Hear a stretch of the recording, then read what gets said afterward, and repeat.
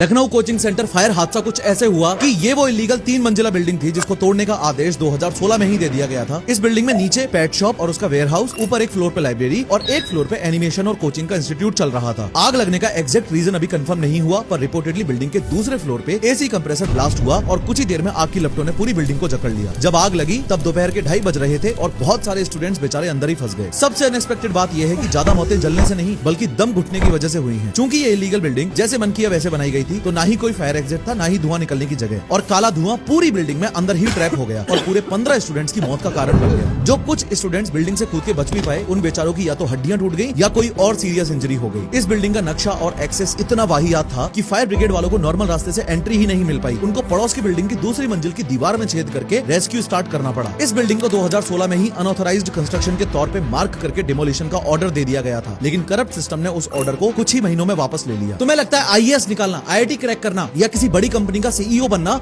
इस देश में सबसे बड़ा अचीवमेंट है? गलत फहमी में जी रहे हो भाई। इस देश में सुबह घर से निकलना और शाम को जिंदा वापस लौट के आना, यही सबसे बड़ा अचीवमेंट है।